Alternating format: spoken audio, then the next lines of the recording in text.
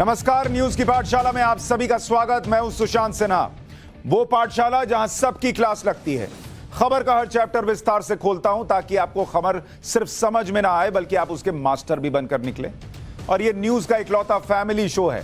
दिन गए जब बच्चे आप न्यूज देखें तो मोबाइल पर गेम खेलते थे।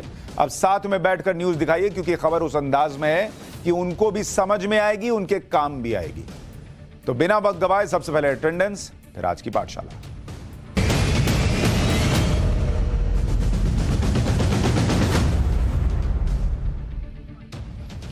पाठशाला में आज आपके लिए लेकर आया हूं महाराष्ट्र का चैप्टर। महाराष्ट्र में जो सबने सोचा वो नरेंद्र मोदी ने क्यों नहीं किया, आज आपको बताऊंगा। शरद पवार की वजह से नरेंद्र मोदी ने शिंदे को सीएम बना दिया क्या, आज इसके बारे में विस्तार से बताऊंगा। महाराष्ट्र के सियासी ट्विस्ट का वो चैप्टर जो कहीं नहीं, वो एंगल जिसके बारे में कोई नहीं बता रहा, आज आपको वो भी बताऊंगा। राहुल गांधी के सबसे बड़े झूठ का चैप्टर भी लेकर आया हूं। इसके अलावा आपके मोबाइल के वो एप्स जो आपको तुरंत डिलीट कर देने चाहिए, उसके बारे में भी बताऊंगा। बहुत जरूरी क्लास है, उसमें भी रहिएगा। लेकिन पाठशाला की शुरुआत महाराष्ट्र के सियासी ट्विस्ट की खबर से, जो खबर आपको कोई नहीं बताएगा।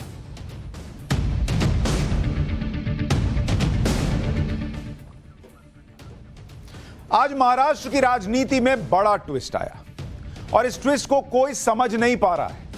हर कोई अपने अपने तरीके से अपने अपने मतलब निकाल रहा है, और मतलब छिछला एनालिसिस चल रहा है, ऊपर ऊपर का। अरे ये शिवसेना के लिए कर दिया, अरे ऐसा कर दिया, ऐसा वैसा कर दिया। लेकिन असल में क्या खेल हुआ है उसे मैं आपको बताऊंगा। इसके लिए आपको महाराष्ट्र की राजनीति के प्लेयर्स देखने होंगे। महाराष्ट्र की राजनीति में अगर आप देखेंगे तो आपको सीधे सीधे नजर आएगा कि महाराष्ट्र की राजनीति में 4 खिलाड़ी हैं। सिंपल, मोटे तौर पर बड़े खिलाड़ी। एक बीजेपी है, दूसरी शिवसेना है, अभी शिवसेना ही मानिए, उद्धव और शिंदे वाली अलग नहीं कर रहा हूं। तीसरी कांग्रेस है और चौथी शरद पवार की पार्टी है एनसीपी। अब लोगों ने सीधा सीधा एंगल निकाल लिया कि भाई बीजेपी उद्धव ठाकरे की शिवसेना को कमजोर करना चाहती थी, इसलिए उन्होंने एकनाथ शिंदे को मुख्यमंत्री बना दिया। यही बता रहे हैं ना सब कि बीजेपी ने शिवसेना को कमजोर करने के लिए नया दांव खेल दिया। लेकिन बॉस, कहानी ये है ही नहीं। ये मामला बीजेपी और शिवसेना का है ही नहीं। ये पूरा सियासी खेल जो है वो बीजेपी और एनसीपी यानी मोदी और पवार, इन दोनों के बीच जो जबरदस्त सियासी जंग चल रही है उसका है। ये ना उद्धव ठाकरे की वजह से हुआ, ना किसी और की वजह से, बल्कि शरद पवार ये वो नाम है जिसकी वजह से एकनाथ शिंदे मुख्यमंत्री बनाए गए। और मैं अभी आपको बताऊंगा कि ये कैसे कह रहा हूं। आप चौंक रहे होंगे कि शरद पवार की वजह से एकनाथ शिंदे मुख्यमंत्री क्यों बनेंगे, भाई नरेंद्र मोदी ऐसा क्यों करेंगे। अभी आपको डिटेल में समझाऊंगा वो खबर, वो एंगल महाराष्ट्र के ट्विस्ट का जो आपको कोई नहीं बता रहा। और इसे समझने के लिए आप इस बात को समझिए कि महाराष्ट्र में जब बीजेपी और शिवसेना गठबंधन में होती थी तो उस गठबंधन में सीधी टक्कर राज्य के अंदर किन किन पार्टीज की होती थी, इसको आप समझिए। जब आप गठबंधन की बात करेंगे, जब बीजेपी और शिवसेना साथ थे, तो शिवसेना क्या करती थी, शिवसेना का मुकाबला, क्योंकि वो शिवसेना क्या है, शिवसेना रीजनल प्लेयर है, शिवसेना का मुकाबला होता था एनसीपी से। एनसीपी कौन है, ये दोनों रीजनल प्लेयर है महाराष्ट्र की राजनीति के अंदर। तो शिवसेना जो है वो सीधे सीधे एनसीपी को टक्कर देती थी, और बीजेपी जो है नेशनल प्लेयर वर्सेस कांग्रेस चलता था कई इलाकों में, और बीजेपी जो है वो वैसे भी शहर की पार्टी ज्यादा मानी जाती थी। तो ये नेशनल प्लेयर आपस में भिड़ते थे, रीजनल प्लेयर आपस में भिड़ रहे होते थे महाराष्ट्र के अंदर। और अगर 2019 के विधानसभा चुनाव के नतीजे को अगर आप देखेंगे तो यहां शिवसेना को 2019 में 56 सीट मिली। आपको 2019 का नतीजा देखिए, 2019, आपको समझ में आएगा कैसे शिवसेना और एनसीपी होता था। शिवसेना 2019 में कितनी सीटें जीतती है, 56 सीट जीतती है। और इन 56 सीटों में से शिवसेना एनसीपी को कितनी सीट पर हराती है? एनसीपी को हराया शिवसेना ने कितनी सीटों पर? 29 सीट पर। और इसी तरीके से अगर आप एनसीपी को देखेंगे, एनसीपी ने कितनी सीटें जीती? एनसीपी ने 54 सीट जीती। और इनमें से 28 पर शिवसेना को एनसीपी ने हराया। तो आप देख रहे हैं 54 में से 28 पर शिवसेना को एनसीपी हरा रही है और शिवसेना अपनी 56 सीटों में से 29 पर एनसीपी को हरा रही है, तब जीत रही है। यानी शिवसेना और एनसीपी के बीच सीधा सीधा मुकाबला चलता है। यह महाराष्ट्र की पॉलिटिक्स में है। अब सीधा हिसाब यह बैठता है कि अगर शिंदे ग्रुप वाली शिवसेना मजबूत नहीं होगी, उनको मुख्यमंत्री का पद देकर बड़ा नहीं बनाइएगा, उनके साथ शिवसैनिक नहीं आएंगे और एक कमजोर शिवसेना होगी शिंदे ग्रुप वाली, एक कमजोर शिवसेना होगी उद्धव ठाकरे वाली, तो सीधा सीधा फायदा किसको होगा? एनसीपी को और शरद पवार को। और इसीलिए बीजेपी ने बड़ा दांव चला। बीजेपी का दांव क्या है? बीजेपी का दांव है शिवसेना शिंदे वाली, इसको मजबूत करो, और अगर ये मजबूत हो गई तो ये सबसे पहले किसको डैमेज करेगी? ये डैमेज करेगी एनसीपी को, शरद पवार को, क्योंकि इनका अभी मैंने आपको दिखाया सीधा मामला बैठता है। तो कमजोर शिवसेना बीजेपी के लिए नुकसान और एनसीपी के लिए फायदा था।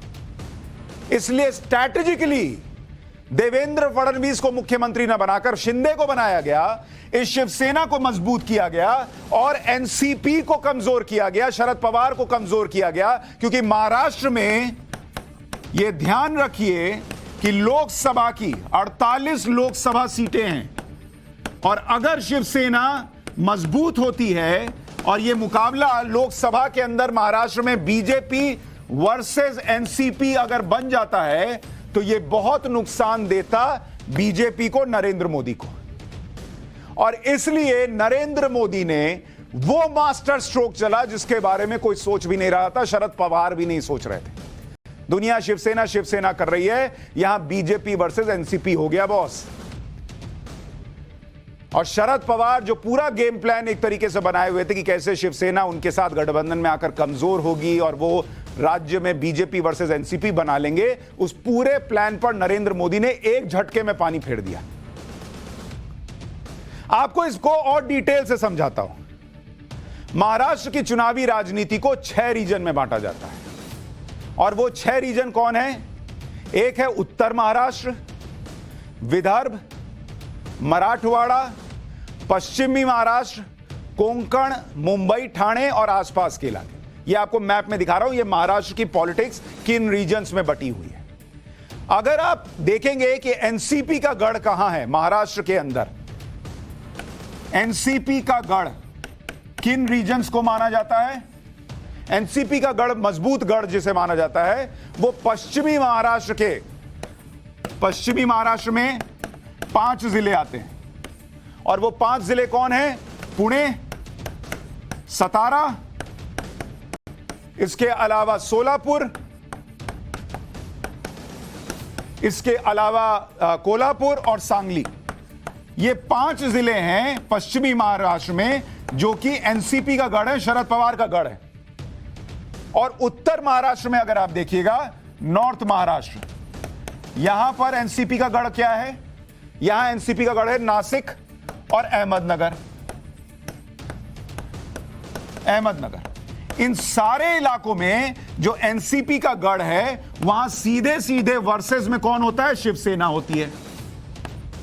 अब आप समझ रहे हैं कि क्यों बीजेपी और नरेंद्र मोदी चाहते हैं कि शिवसेना बनी रहे, खत्म नहीं हो जाए। बीजेपी को कोई बहुत बड़ा फायदा नहीं है शिवसेना को खत्म करके, क्योंकि आइडियोलॉजी के लेवल पे दोनों एक तरीके से चलते हैं, दोनों हिंदुत्व की बात करते हैं। तो शिवसेना बीजेपी का वोट नहीं काट रही है, लेकिन शिवसेना एनसीपी का काटती है, जिससे बीजेपी को फायदा होता है।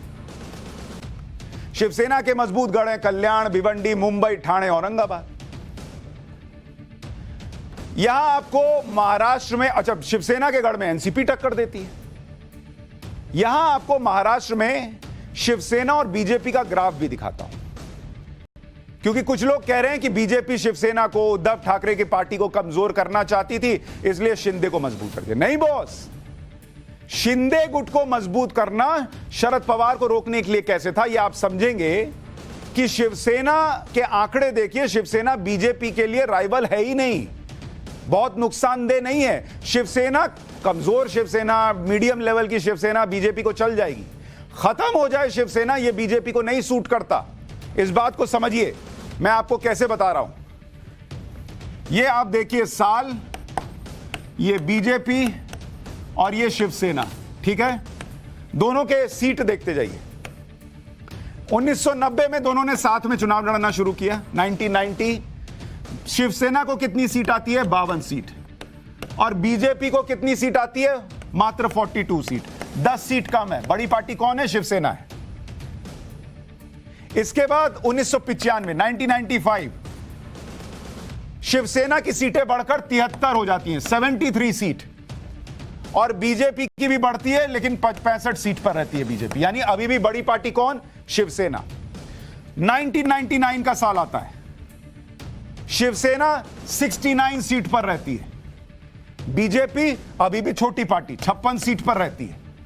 यह वो दौर है जब बाला साहब ठाकरे अपने हाथ में कमान रखे हुए थे। 2004 का साल आता है, शिवसेना 62 सीट और बीजेपी 54 सीट। अब यहां से कमान जाती है ठाकरे बंधुओं के पास, उद्धव ठाकरे और राज ठाकरे के पास कुछ हद तक। फिर आता है 2009 का साल। 2009 में शिवसेना आती है 45 सीट पर और पहली बार बीजेपी एक सीट ही सही, लेकिन शिवसेना से ऊपर चली जाती है। यह वो 2009 का वो टाइम था जब उद्धव ठाकरे के हाथ में कमान आ गई थी।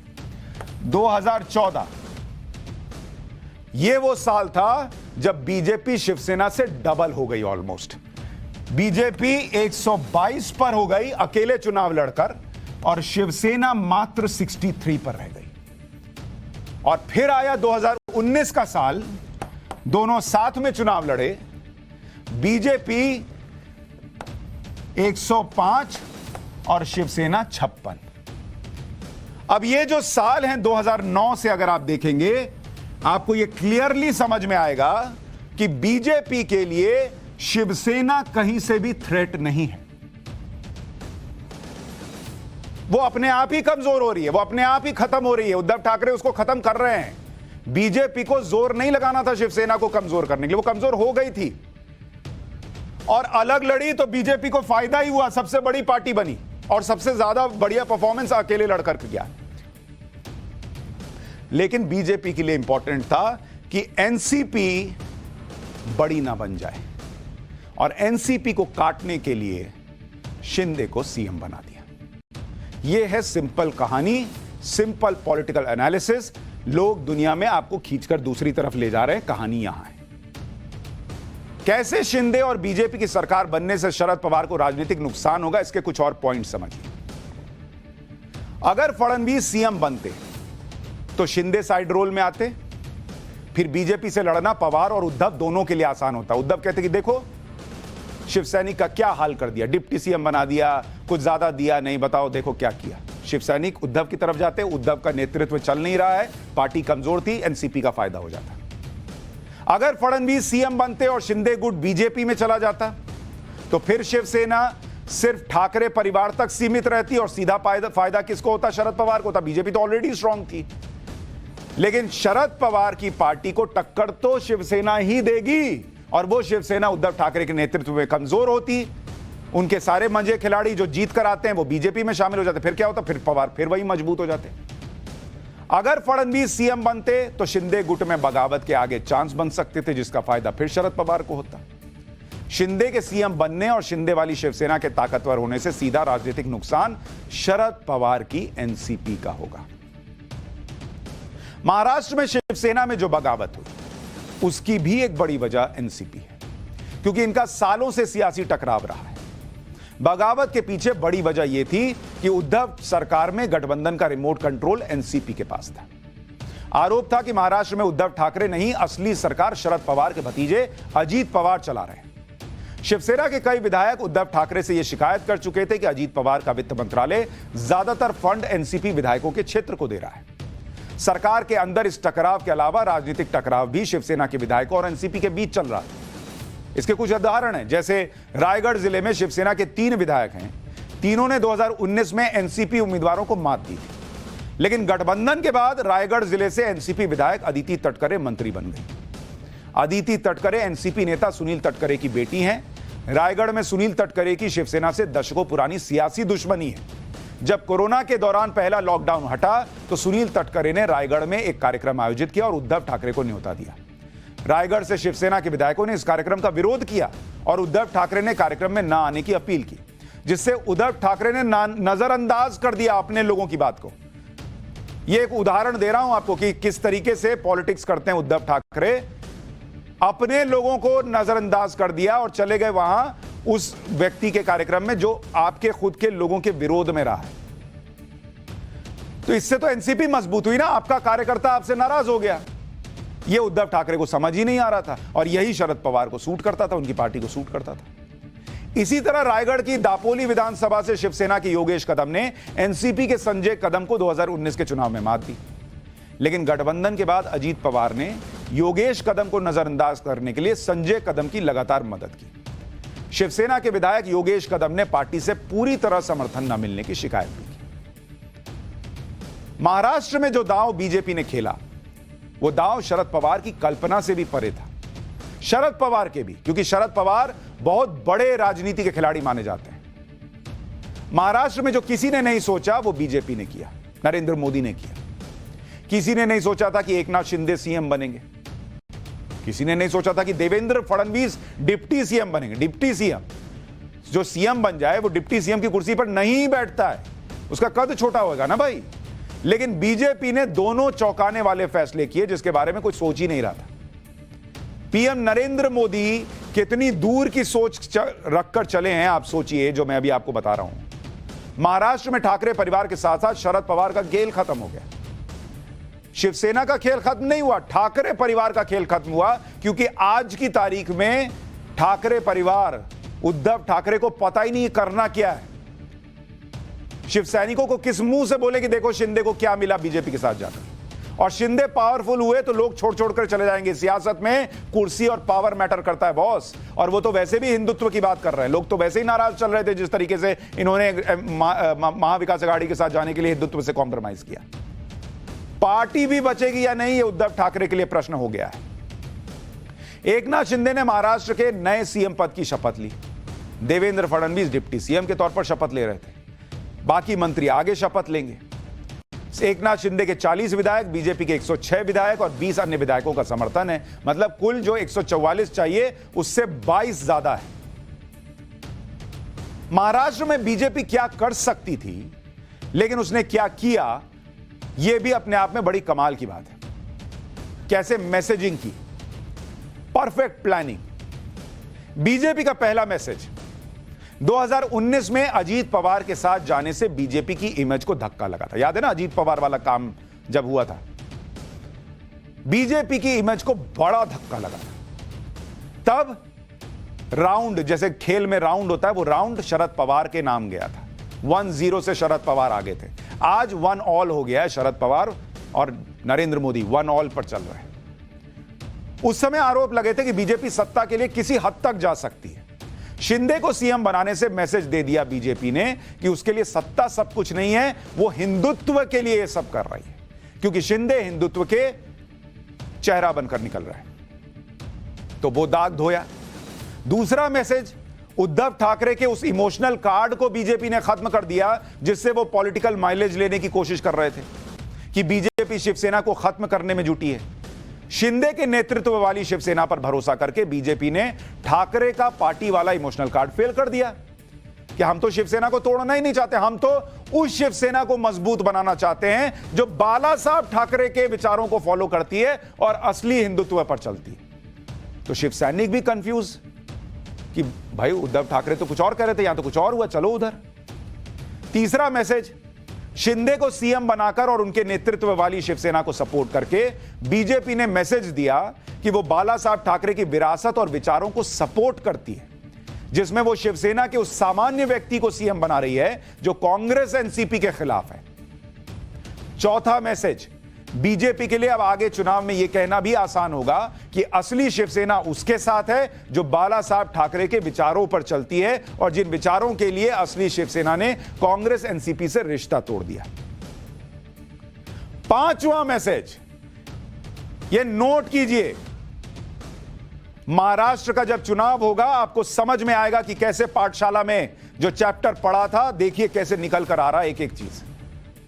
वो जो लोग कुंजी बांट रहे हैं कुछ भी फर्जी, उसमें मत फंसिए। पांचवा मैसेज, एकनाथ शिंदे को सीएम बनाने से अगले 2.5 साल शिवसेना के बागी विधायकों को एकजुट रखने में भी मदद मिलेगी।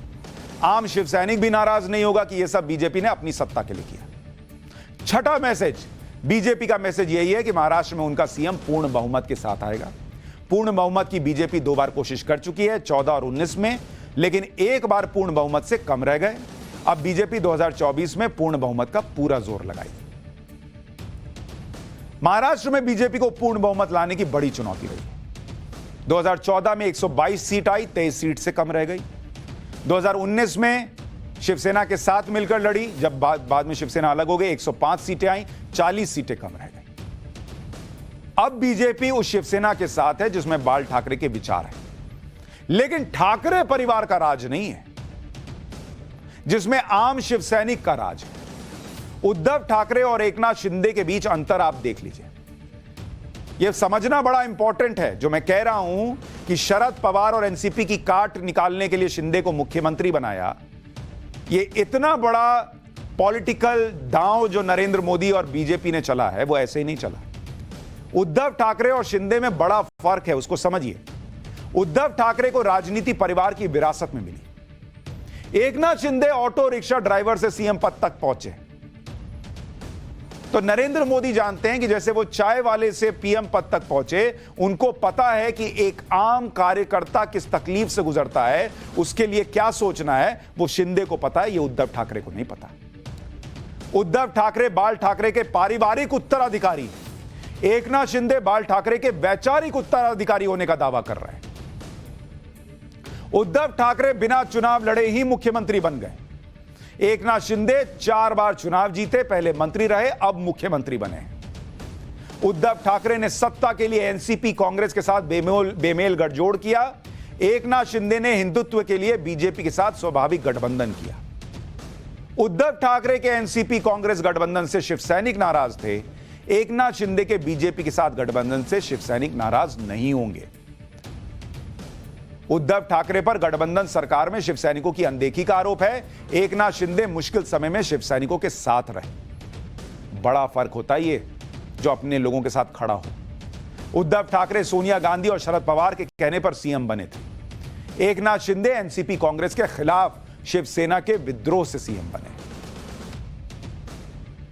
महाराष्ट्र में पिछले कई दिनों से सियासी शतरंज का खेल चल रहा था, जो ऐसे मोड़ पर खत्म हुआ जिसके बारे में किसी ने नहीं सोचा था। पीएम मोदी ने भी कुछ दिन पहले ही शतरंज के बारे में एक बड़ी दिलचस्प बात कही थी, जो महाराष्ट्र के आज के हालात पर बिल्कुल सटीक बैठती है। हालांकि उन्होंने यह शतरंज के संदर्भ में कहा था। एक बार नरेंद्र मोदी जी की वो बात सुनिए, फिर आगे बताता हूं।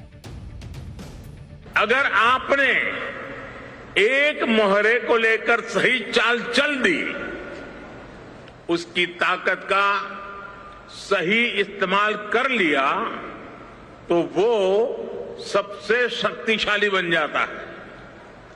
यहां तक कि एक प्यादा, यानी जिसे सबसे कमजोर माना जाता है, वो भी सबसे ताकतवर मोहरा बन सकता है। जरूरत है तो सतर्कता के साथ सिर्फ सही चाल चलने की, सही कदम उठाने की, फिर वो प्यादा या सिपाही चेस बोर्ड पर हाथी, ऊंट या वजीर की ताकत भी हासिल कर लेता है। नरेंद्र मोदी जी ने कुछ दिन पहले शतरंज के लिए कहा था कि एक प्यादा भी बहुत बड़ा काम करता है, और आज की तारीख में एक राजनीतिक प्यादे से नरेंद्र मोदी ने शरद पवार जी को चेकमेट किया है। सिर्फ एकनाथ शिंदे के मामले में ही बीजेपी ने नहीं चौंकाया, बल्कि देवेंद्र फडणवीस को डिप्टी सीएम बनाने के मामले में भी राजनीति के बड़े बड़े जानकार पीएम मोदी की रणनीति को नहीं भांप पाए। एकनाथ शिंदे को सीएम बनाने का फैसला हुआ तो इसका ऐलान करने के लिए खुद देवेंद्र फडणवीस आए। फडणवीस ने यह भी साफ कर दिया कि वो इस सरकार में शामिल नहीं होंगे। एक बार फडणवीस ने क्या कहा वो सुनिए, फिर कैसे वो पलटे और क्या क्या हुआ जरा उस पर आपको समझाऊंगा। आज केवल एक ही शपथ होगी श्री एकनाथ शिंदे जी की, और फिर हम लोग सारी कार्रवाई करके उसका एक्सपेंशन करेंगे। मैं इस सरकार को पूरे तरीके से सहयोग करूंगा, मैं सरकार के बाहर रहूंगा और इस सरकार को सफल बनाने हेतु जो जो चीज करना आवश्यक है ऐसी सारी चीजें हम मिलकर करेंगे, मेरा विश्वास है।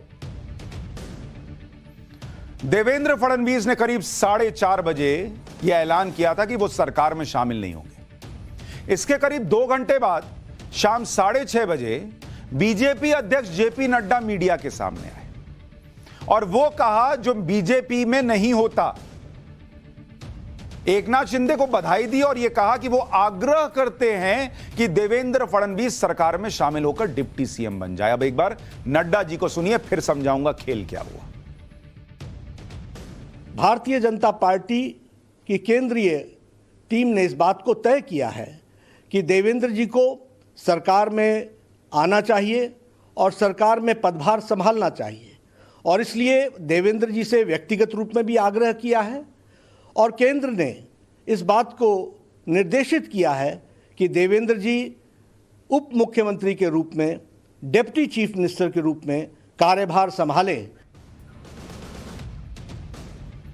बीजेपी में यह बहुत असामान्य है कि पार्टी अध्यक्ष आकर पब्लिकली यह कहें कि हम आग्रह कर रहे हैं कि देवेंद्र फडणवीस डिप्टी सीएम की कुर्सी संभालें। यह बीजेपी में नहीं होता। कार्डर बेस्ड पार्टी है, अनुशासन बेस्ड पार्टी है, और वहां जो होता है बंद कमरे में होता है। पब्लिकली आकर अनाउंस करने का रिवाज ही नहीं है कि हम आपसे रिक्वेस्ट कर रहे हैं आप ऐसा कर दीजिए। अरे उत्तराखंड में 4-4, 3-3 मुख्यमंत्री बदल दिए, एक चू चपड़ नहीं हुई, किसी को नहीं कहना पड़ा मीडिया में आकर के आप ये कीजिए वो, मीडिया में बात ही नहीं आती अंदर क्या होता है। और यहां जेपी नड्डा आए और मीडिया के सामने कहने लगे कि हम रिक्वेस्ट कर रहे हैं देवेंद्र फडणवीस डिप्टी सीएम बन जाए। और इसके तुरंत बाद बीजेपी अध्यक्ष जेपी नड्डा ने एक ट्वीट भी कर दिया और ऐलान कर दिया कि देवेंद्र फडणवीस सरकार में शामिल होंगे। उनका ट्वीट दिखा रहा हूं। भाजपा ने महाराष्ट्र की जनता की भलाई के लिए बड़े मन का परिचय देते हुए एकनाथ शिंदे जी का समर्थन करने का निर्णय किया। श्री देवेंद्र फडणवीस जी ने भी बड़े मन दिखाते हुए मंत्रिमंडल में शामिल होने का निर्णय किया है, जो महाराष्ट्र की जनता के प्रति उनके लगाव को दर्शाता है। अब आप खुद सोचिए यह कैसे संभव है। देवेंद्र फडणवीस उस प्रेस कॉन्फ्रेंस में नड्डा जी, शाह जी, मोदी जी से बात करके बिना बात किए तो गए नहीं होंगे कि मैं नहीं, अचानक से गए और बोल दिया मैं सरकार में शामिल नहीं होगा। फिर तुरंत नड्डा जी ने कहा कि अरे आप हो जाइए, रिक्वेस्ट करते हैं, और फिर ट्वीट भी कर दिया तो बोले अच्छा चलो हो जाता हूं। जो 2 घंटे बाद किया वो उन्होंने पहले क्यों नहीं सोच लिया कि चलो मैं शामिल हो जाता हूं। इसकी एक कहानी अभी बताता हूं। जब तक जेपी नड्डा ने देवेंद्र फडणवीस के डिप्टी सीएम बनने का ऐलान किया तब तक महाराष्ट्र राजभवन में शपथ की तैयारी शुरू हो चुकी थी। ऐलान के मुताबिक सिर्फ एकनाथ शिंदे की शपथ की तैयारी थी। मंच पर सिर्फ राज्यपाल और मुख्यमंत्री के लिए 2 कुर्सियां लगाई गई थी।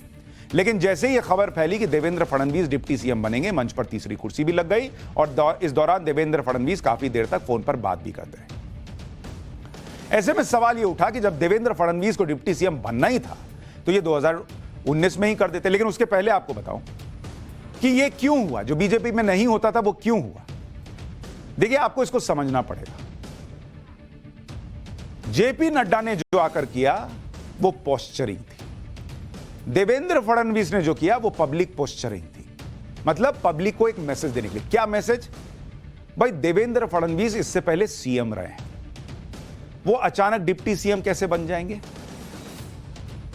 खुद ऐलान कैसे करेंगे कि देखो मैं पहले सीएम था, अब इनको सीएम बना रहा हूं, जो मेरे सीएम रहते मंत्री था, और अब मैं डिप्टी सीएम बनकर इनके नीचे काम करूंगा? कैसे बोले? उनका कार्यकर्ता पूछेगा ना, भाई बॉस ये क्या किया, आप खुद जाकर डिप्टी सीएम बन गए। तो उन्होंने कहा मैं जो है सरकार में शामिल नहीं हूं। उसके बाद क्या होता है? उसके बाद बीजेपी के अध्यक्ष टीवी पर आकर कहते हैं कि हम रिक्वेस्ट करते हैं कि आप डिप्टी सीएम बन जाइए, और फिर देवेंद्र फडणवीस कहते हैं कि ठीक है मैं बन जाऊंगा। इससे क्या मैसेज गया? इससे मैसेज ये गया कि बीजेपी जो एक अनुशासित पार्टी है, उसके एक अनुशासित कार्यकर्ता ने पार्टी के निवेदन पर डिप्टी सीएम का पद लिया।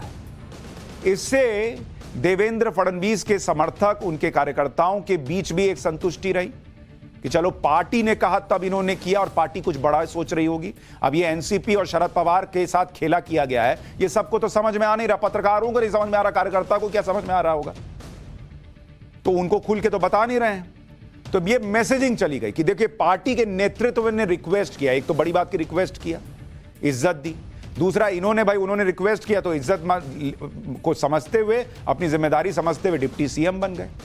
कार्यकर्ताओं को भी चला गया, जब हमारा नेता ऊपर की सुन रहा है तो हम कैसे नहीं सुनेंगे, सब एक बार में सेट। और ऊपर से मैसेज ये चला गया कि भाई सत्ता के लिए कोई लालच नहीं है। तो पॉलिटिक्स जबरदस्त हुई है। ये क्लासिक एग्जाम्पल है आज की जो पॉलिटिक्स है, ये आपको पढ़कर लिखकर समझना चाहिए। जो लोग पॉलिटिकल साइंस के स्टूडेंट हैं, कैसे खेल हुआ है पॉलिटिक्स में, आज आपको बहुत कुछ समझने लायक है, बशर्ते कि आप पाठशाला देखकर समझें। कहीं और समझिएगा तो बीजेपी शिवसेना को कमजोर कर रही है। ये देखिए, ये तस्वीरें आ रही हैं जो माफ कीजिएगा, देवेंद्र फडणवीस जो हैं वो जब शपथ ले रहे हैं। लेकिन कुछ लोगों ने सवाल यह भी उठाया कि जब देवेंद्र फडणवीस को डिप्टी सीएम बनना ही था तो 2019 में बन जाते, जब शिवसेना सीएम की कुर्सी के लिए लड़ रही थी। दरअसल इसमें भी बीजेपी ने संदेश देने की कोशिश की है कि शिवसेना के साथ सीएम पद की लड़ाई थी ही नहीं, बल्कि ठाकरे परिवार के साथ सीएम पद की लड़ाई थी। और बीजेपी ने कभी ठाकरे परिवार को यह कहा ही नहीं था कि महाराष्ट्र में चुनाव के बाद 2.5 साल का सीएम का फॉर्मूला होगा और सीएम शिवसेना से ही होगा। लेकिन इस बार की स्थितियां अलग है। बीजेपी का सीधा मैसेज यही है कि बात सीएम की कुर्सी की नहीं है बॉस, ले लीजिए आप। वो ये मैसेज दे रहे हैं कि सीएम की कुर्सी ले लीजिए। वो तो शिवसेना के सीएम के अंडर में डिप्टी सीएम बनने के भी तैयार हैं, जबकि बीजेपी के विधायक शिवसेना से दोगुने हैं। लेकिन उन्होंने मैसेज ये दिया कि चूंकि उस वक्त आपने हमें झूठा बताया था, चूंकि उस वक्त आपने वो कह दिया जो हमने आपसे कमिट नहीं किया था और आप चाह रहे थे कि कुर्सी मिल जाए, वो बात हमें स्वीकार नहीं थी, इसलिए हमने आपसे समझौता नहीं किया। आज समझौता कर रहे हैं क्योंकि आज बात हिंदुत्व की है, कुर्सी की नहीं। तो एक और मैसेज चला गया। बहुत जबरदस्त आज खेल हुआ है। अब देखिए खेल महाराष्ट्र को किस दिशा में ले जाता है। लेकिन मोबाइल पर भी बहुत सारे ऐप्स होते हैं जिससे आप खेलते हैं, काम करते हैं, वो बड़े डेंजरस हैं। पाठशाला में अब टेक्नोलॉजी की क्लास, और इस क्लास में मोबाइल फोन को साइबर अटैक से बचाने वाला चैप्टर।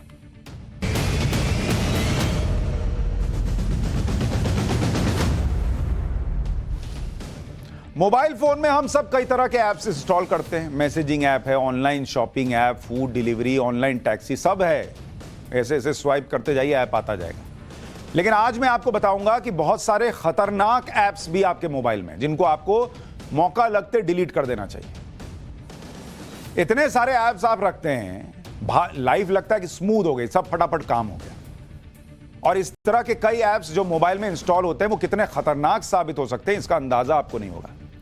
साइबर सिक्योरिटी को लेकर एक रिपोर्ट हाल ही में आई है जिसमें कहा गया है कि भारत के टॉप 100 एंड्रॉयड ऐप्स में 75% ऐप्स डेटा सुरक्षा के लिए खतरा है। सबसे पहले यह समझिए कि आपके स्मार्टफोन में क्या क्या स्टोर रहता है, तब ना पता चलेगा कि क्या चोरी हो सकता है। इसमें आपके बैंक की डिटेल होती है, बहुत सारे लोग रखते हैं, बैंक वाला ऐप भी रखते हैं। नेट बैंकिंग, मेल अकाउंट के पासवर्ड होते हैं, पैसों के लेन देन की जानकारी होती है, डेबिट और क्रेडिट कार्ड की भी जानकारी होती है, दोस्तों रिश्तेदारों की कॉन्टैक्ट डिटेल होती है। मोबाइल फोन में ट्रैवल हिस्ट्री भी स्टोर होती है कि आप कहां कहां गए, किससे कब कितनी बात की, ये डेटा भी रहता है। आपके फोटो और वीडियो भी स्टोर रहते हैं जो आपके पर्सनल डेटा है। स्मार्टफोन में कई तरह के ऐप्स लोग इंस्टॉल करते हैं और इंस्टॉल करते वक्त ओके ओके ओके करके निकल लेते हैं। जरा सोचिए कि इन ऐप्स के जरिए आपके स्मार्टफोन में सेव्ड अहम जानकारियां अगर लीक हो जाएं तो। ऐसा इसलिए कह रहा हूं क्योंकि मोबाइल सिक्योरिटी टेस्टिंग और एनालिसिस करने वाली कंपनी एपनॉक्स ने एक रिपोर्ट तैयार की है जिसके मुताबिक टॉप 100 ऐप्स में से 75% ऐप्स में सिक्योरिटी का रिस्क है। टॉप 100 ऐप्स जो है उसमें से 75 ऐसे हैं जिसमें सिक्योरिटी रिस्क है। इनमें 90% ऐप्स में गंभीर सुरक्षा के खतरे हैं। इससे कस्टमर और कंपनियों के सेंसिटिव डेटा हैक होने का खतरा है। 79% ऐप्स गलत कॉन्फ़िगरेशन से प्रभावित हैं। 78% ऐप्स में कोडिंग के स्तर पर क्लैरिटी नहीं है। 42% ऐप्स में ट्रांसपोर्ट लेयर प्रोटेक्शन पर्याप्त नहीं है। इसका मतलब यह है कि ऐप्स के जरिए भेजा गया डेटा सुरक्षित नहीं है। इसका मतलब यह भी है कि मोबाइल में सेव्ड आपकी फाइनेंशियल जानकारी, कॉन्टैक्ट डिटेल, फोटो, वीडियो सब लीक हो सकता है। एपनॉक्स ने भारत के टॉप 100 एंड्रॉयड ऐप्स की टेस्टिंग की। ये ऐप्स कितने सुरक्षित हैं उस आधार पर स्कोरिंग की गई। ये रिसर्च सिर्फ एंड्रॉयड ऐप्स के लिए की गई थी। 75% ऐप्स से अगर फोन की सुरक्षा, डेटा हैक या लीक होने का खतरा है तो यह बहुत चिंता की बात है, क्योंकि भारत में 74 करोड़ से ज्यादा लोगों के पास स्मार्टफोन है। भारत में हर 100 में से 18 लोगों की कॉन्टैक्ट डिटेल लीक होती है, उनको पता भी नहीं होगी शायद। 2021 में 35 लाख स्मार्टफोन साइबर अटैक का शिकार हो चुके थे। दुनिया में 10 में से 4 मोबाइल फोन में आसानी से साइबर अटैक हो सकता है। 10 में से 1 मोबाइल फोन पर मालवेयर अटैक होता है। गंभीर बात बता रहा हूं, इसको हल्के में मत लीजिए। जानकारी आपकी यूं उड़कर चली जाएगी उनके पास जो इसी को करने के लिए बैठे हैं। मोबाइल ऐप्स देश की सुरक्षा के लिए भी खतरनाक साबित हो सकते हैं। साइबर सिक्योरिटी के इसी खतरे को देखते हुए मोदी सरकार कई बार मोबाइल ऐप्स पर बैन भी लगा चुकी है। 14 फरवरी 2022 को 54 ऐप्स को बैन किया गया। 2 दिसंबर 2020 को 118 ऐप्स बैन हुए थे। नवंबर 2020 में 43 ऐप्स को बैन किया गया था। 27 जुलाई 2020 को 47 ऐप और बैन हुए थे और 29 जून 2020 को 59 ऐप्स पर बैन लगा था। इनमें से ज्यादा मोबाइल ऐप्स चाइनीज थे। इन पर आरोप था कि ये सभी एप्लीकेशन भारतीय डेटा चीन और दूसरे देशों को भेजने के साथ साथ लीक भी कर रहे हैं। आईटी एक्ट की धारा 69A के तहत इन सभी एप्लीकेशंस को बैन कर दिया गया था। ऐप्स को सुरक्षित बनाने की जरूरत है क्योंकि भारत में स्मार्टफोन एप्लीकेशन का मार्केट भी तेजी से बढ़ रहा है। गूगल प्ले स्टोर जहां जाकर आप ऐप डाउनलोड करते हैं उस पर 30,43,000 से ज्यादा ऐप्स हैं और इसमें से 1,59,000 से ज्यादा ऐप्स भारतीय हैं। इन ऐप्स को 30,399 भारतीय कंपनियों ने बनाया है। फोर्ब्स के मुताबिक ऐप इंस्टॉल करने और यूज करने में भारत नंबर 1 है। भारत में एंड्रॉयड ऐप्स का बाजार 13,000 करोड़ से ज्यादा का है, जो 2026 तक 18,000 करोड़ रुपए से ज्यादा का हो जाएगा। इसलिए हर ऐप को डाउनलोड मत कीजिए और जो डाउनलोड कीजिए उसमें किस चीज की परमिशन दे रहे हैं यह सोच समझ कीजिए। पाठशाला में अब आपको हो सकता है यह खबर सुनकर स्ट्रेस हो गया हो, लेकिन आज पाठशाला में सोशल साइंस की वो क्लास जो आपको बताएगी कि ऑफिस में स्ट्रेस क्यों बढ़ता जा रहा है।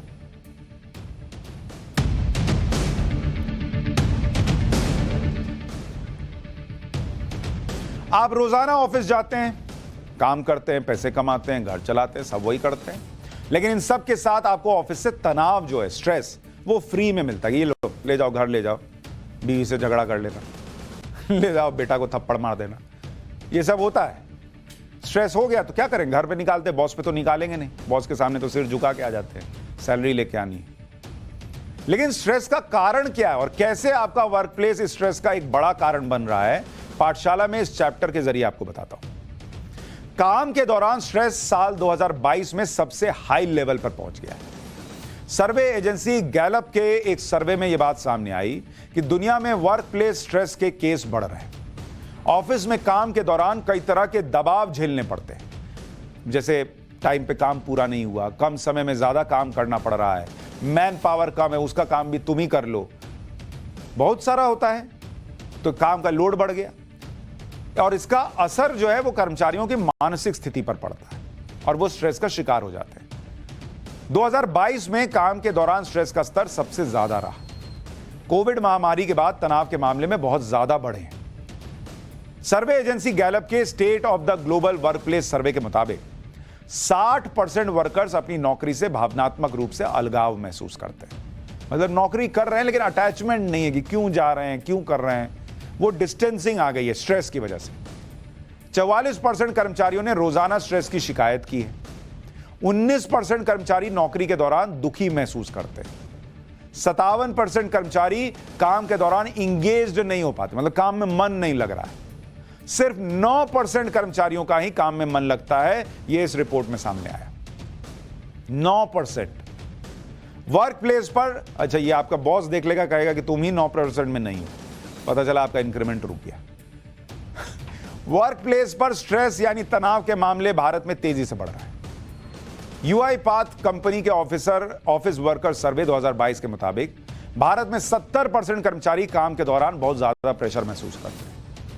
44% कर्मचारियों का कहना है कि वो आर्थिक संकट का सामना कर रहे हैं। 36% कर्मचारी मानसिक स्वास्थ्य संबंधी समस्याओं का सामना कर रहे हैं। 73% कर्मचारियों का कहना है कि वो नौकरी बदलना चाहते हैं। 32% कर्मचारी अपने करियर को लेकर उत्साहित ही नहीं है, मन ही खत्म हो गया, छोड़ो क्या काम करना। 31% कर्मचारी अपनी जिंदगी से ही लगाव महसूस नहीं कर रहे हैं। वो तो उस लेवल पे चले गए हैं कि नौकरी छोड़ो, मुझे तो जिंदगी ही पसंद नहीं आ रही। इतना स्ट्रेस ऑफिस में दे दिया है बॉस ने क्या सब दे। वर्क प्लेस पर स्ट्रेस के मुख्य कारण क्या है? सर्वे एजेंसी स्प्रिंग वर्क्स के मुताबिक 44% कर्मचारी ज्यादा काम के कारण स्ट्रेस है, काम बहुत है। 14% कर्मचारी ऑफिस में सहयोग न मिलने के कारण स्ट्रेस महसूस कर रहे हैं। अरे वो पहले ही खुद ज्यादा काम कर रहा है, आपको सहयोग क्या करेगा? और जो बॉस बैठा है वो तो सहयोग के मूड में ही नहीं होता है। 8% कर्मचारी काम में बदलाव के कारण स्ट्रेस महसूस करते हैं कि काम बदल जाता है। 10 में से 6 कर्मचारी काम और पैसे के कारण स्ट्रेस महसूस करते हैं कि जितना काम करा रहे हैं उतना पैसा नहीं दे रहे हैं। यहां नस टन टन कर रही। स्ट्रेस का ये इसलिए बोला कि थोड़ा स्ट्रेस कम हो जाए। स्ट्रेस का सीधा संबंध आपकी सेहत से। ये कितना खतरनाक साबित हो सकता है ये समझिए। तनाव लेने के कारण ब्लड प्रेशर बढ़ता है, हार्ट अटैक का खतरा बढ़ जाता है। आजकल हार्ट अटैक तो ऐसा लग रहा है एकदम आम बात हो गई। स्ट्रेस के कारण अस्थमा का खतरा बढ़ जाता है। ज्यादा स्ट्रेस के कारण मोटापे की समस्या हो सकती है। स्ट्रेस के कारण सिर दर्द होता है और माइग्रेन का खतरा बढ़ जाता है। तनाव के कारण डिप्रेशन, एंजाइटी हो जाती है। स्ट्रेस की वजह से खाना नहीं पचेगा, समस्याएं होती हैं। अल्जाइमर की बीमारी तनाव से और गंभीर हो सकती है। हाई स्ट्रेस के कारण उम्र तेजी से बढ़ने लगती है, यानी बुढ़ापा जो है वो जल्दी आ जाता है। स्ट्रेस के कारण टाइप 2 डायबिटीज मरीजों में शुगर बढ़ सकता है। कई लोग स्ट्रेस को झेल नहीं पाते, किसी से अपना दुख, अपनी तकलीफ बता नहीं पाते और आत्महत्या भी कर लेते हैं। WHO के मुताबिक भारत में सालाना 2,20,000 लोग आत्महत्या करते हैं। इनमें से ज्यादातर लोग तनाव के कारण ही अपनी जान देते हैं, जो मुझे लगता है कि आपको नहीं करना चाहिए। जो तनाव दे रहा है, बहुत ज्यादा दे रहा है, कोई रास्ता नहीं, उसको पलट के तनाव दे दीजिए। तनाव को काट देगा, उसी में खुश हो जाइए। आत्महत्या मत कीजिए, जान मत दीजिए, देना है तो तनाव दे दीजिए पलट के उसको। जबकि काम के दौरान स्ट्रेस के कारण दुनिया में सालाना 1,20,000 मौत होती है। स्ट्रेस के इलाज पर दुनिया में सालाना 14,87,000 करोड़ रुपए खर्च होते हैं। ज्यादा स्ट्रेस लेने से बीमारियों के अलावा भी कई प्रॉब्लम्स हो सकती हैं। काम और निजी जीवन में संतुलन बिगड़ जाता है। बोले ना मैंने, घर जाके झगड़ा कीजिएगा, क्या कीजिएगा? उसको क्या पता आप ऑफिस में क्या स्ट्रेस लेकर आए ऑफिस से। रिश्ते प्रभावित होने लगते हैं, आप भी थकावट महसूस करने लगते हैं। फिर ऑफिस में लगेगा कि हार्ट बीट बढ़ गई है, सांस नहीं लेते बन रहा है। रात को सोने में परेशानी होगी, हाई ब्लड प्रेशर की शिकायत रहेगी। फौरन डॉक्टर से कंसल्ट कर लीजिएगा। ये सारे लक्षण स्ट्रेस के हैं। जितनी जल्दी आप डॉक्टर की सलाह लेंगे उतनी जल्दी इससे छुटकारा मिलेगा। पाठशाला में अब टेक्नोलॉजी की क्लास, जिसमें आपकी सुरक्षा से जुड़ा एक चैप्टर खोल रहा हूं।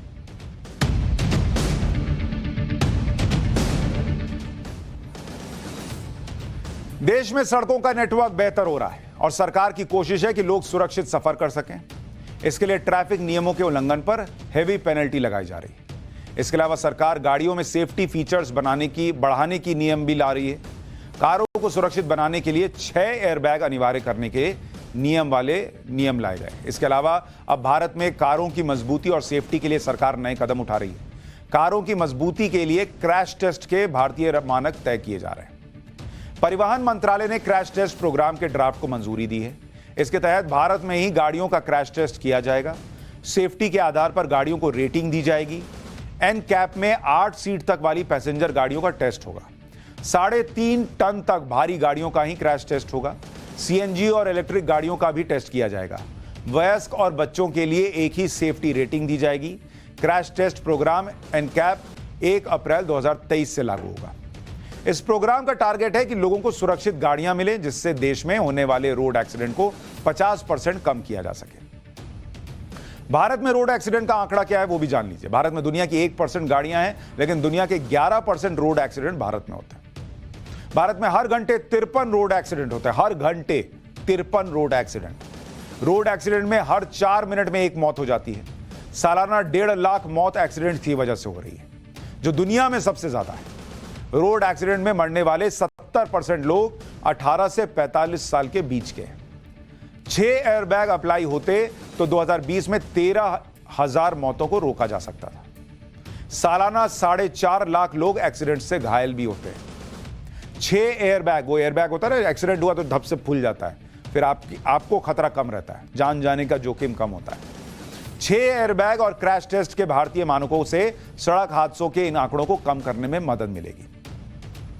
जब भी कोई कार कंपनी नया मॉडल लॉन्च करती है तो उसका क्रैश टेस्ट करवाती है, जिससे पता चल सके कि वो सुरक्षा मानकों पर कितनी खरी उतरी है। क्रैश टेस्ट में कारों के कई फीचर शामिल होते हैं, जैसे एयरबैग, एंटी ब्रेक सिस्टम जिसको एबीएस कहते हैं, वो काम कर रहे हैं या नहीं कर रहे हैं, इलेक्ट्रॉनिक ब्रेक डिस्ट्रीब्यूशन ईबीडी असरदार है या नहीं है, speed alert, safety belt, back sensor camera कितने एक्यूरेट हैं। कार के ये फीचर्स और कार की मजबूती कितनी है, इसके लिए कई तरह के क्रैश टेस्ट किए जाते हैं। जैसे फ्रंटल इंपैक्ट टेस्ट होता है, गाड़ी को सामने रखे हुए भारी ऑब्जेक्ट से टकरा दिया जाता है। टक्कर के बाद गाड़ी के फ्रंट में कितना नुकसान हुआ इसको चेक करते हैं। टक्कर के बाद एयरबैग खुलने में कितना टाइम लगा ये भी चेक कर लेते हैं। तस्वीर में आपको दिख रहा है ना कैसे गाड़ी जाकर टकरा रही है और एयरबैग खुल रहा है, तो उससे आपको पता चलेगा फ्रंटल इंपैक्ट टेस्ट क्या होता है। अमूमन तो गाड़ी सामने से ही टकरा रही है, तो देखिए कितना बड़ा इंपैक्ट होता है, वो स्लो मोशन में आपको पता चला। और एयरबैग खुला तो कैसे आपका चेहरा जो है वो स्टीयरिंग से टकराने से बच गया। फिर होता है मॉडरेट ओवरलैप टेस्ट। इसमें गाड़ी की किसी बैरियर से टक्कर कराई जाती है। टक्कर के बाद लगे झटके को गाड़ी ने कैसे कंट्रोल किया, क्या फ्रंट के अलावा गाड़ी के बीच में कोई डैमेज हुआ, ये सब चेक किया जाता है। ये देखिए कि कोई बैरियर आ गया, कोई चीज आ गई तो क्या होगा। फिर है स्मॉल ओवरलैप टेस्ट। इसमें गाड़ी को किसी खंबे से टकरा दिया जाता है। गाड़ी की बॉडी और स्ट्रक्चर में कितना बदलाव हुआ यह चेक किया जाता है। फिर साइड इंपैक्ट टेस्ट, कि आप ठीक जा रहे हैं, किसी ने साइड से ठोक दिया तो गाड़ी के साइड में दूसरी गाड़ी की टक्कर कराई जाती है। टक्कर में गाड़ी की बॉडी की मजबूती चेक की जाती है कि साइड से होगा तो आप बचेंगे कि नहीं बचेंगे। रोल ओवर टेस्ट, इसमें तेज रफ्तार गाड़ी सड़क पर कई बार पलटती है, गाड़ी की छत और फ्रेम की मजबूती का टेस्ट लिया जाता है। कारों का क्रैश टेस्ट करने का सिर्फ एक मकसद होता है कि पैसेंजर कितना सुरक्षित रहता है, और पैसेंजर सेफ्टी के हिसाब से ही टेस्ट के बाद रेटिंग दी जाती है। क्रैश टेस्ट में शरीर के ऊपरी हिस्से में कितनी चोट लगी यह देखा जाता है। सिर, गर्दन, सीना, घुटने, थाई, पेल्विस, पैर और पैर के पंजे कितने चोटिल हुए यह चेक होता है। फिर वयस्कों के लिए 17 पॉइंट के आधार पर रेटिंग मिलती है। टेस्ट में 18 महीने और 3 साल के बच्चे के डमी को रखा जाता है। बच्चों के लिए 49 पॉइंट्स में रेटिंग दी जाती है। क्रैश टेस्ट में कारों को 0 से 5 स्टार रेटिंग मिलती है, जिसके मुताबिक 5 स्टार रेटिंग का मतलब है कि कार सबसे ज्यादा सुरक्षित है। एक्सीडेंट गंभीर चोट की आशंका 10% से भी कम है। 4 स्टार रेटिंग का मतलब है कि एक्सीडेंट में गंभीर चोट की आशंका 11 से 20% है। 3 स्टार रेटिंग है तो गंभीर रूप से घायल होने की आशंका 21 से 35% होती है। फिर आप कहेंगे 1 स्टार रेटिंग है तो उसके बाद भी वो गाड़ी लेनी है क्या, छोड़िए।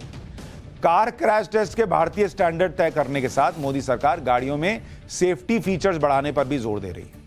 मोदी सरकार ने कारों में 6 एयरबैग अनिवार्य करने का फैसला किया, जो इसी साल अक्टूबर 1 से लागू हो जाएगा। इसके लिए सेंट्रल मोटर व्हीकल्स रूल्स 1989 में संशोधन किया गया है। 14 जनवरी 2022 को इस संबंध में नोटिफिकेशन जारी किया गया। अक्टूबर 2022 से 8 सीट वाली कारों में 6 एयरबैग होने अनिवार्य होंगे। कार के फ्रंट में दोनों साइड ट्यूब एयरबैग होना चाहिए। ट्यूब एयरबैग दोनों साइड पिछली सीट तक होनी चाहिए। ड्राइवर और फ्रंट पैसेंजर के लिए सामने एक एयरबैग होना चाहिए। पैसेंजर के कमर के पास एक एयरबैग होना जरूरी होगा। कारों में 6 एयरबैग होने से पैसेंजर सेफ्टी तो बढ़ेगी ही, लेकिन छोटी कारों में 6 एयरबैग के कॉन्सेप्ट में कई चैलेंजेस भी हैं। छोटी कारों में 6 एयरबैग लगाने से कार की कीमत बढ़ जाएगी। कार की कीमत 20 से 25 हजार रुपए तक बढ़ सकती है। कार की इंजीनियरिंग को फिर से डिजाइन करना पड़ेगा। कार की बॉडी और इंटीरियर तक में बदलाव करने पड़ सकते हैं। इन सब से कार की लागत और बढ़ सकती है। अच्छा, हमारे यहाँ तो कॉन्सेप्ट अलग है ना।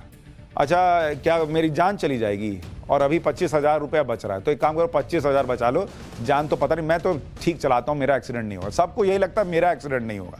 अरे बहुत जिनका एक्सीडेंट हुआ वो भी इसी गफलत में थे कि उनका एक्सीडेंट नहीं होगा।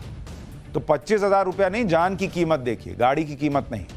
सरकार के 6 एयरबैग के फैसले पर भारत की सबसे बड़ी कार मैन्युफैक्चर कंपनी मारुति ने कहा है कि 6 एयरबैग से कार की कीमत बढ़ेगी, जो एंट्री लेवल कस्टमर के लिए बहुत ज्यादा होगी। इससे छोटी कारों का बाजार खत्म हो सकता है।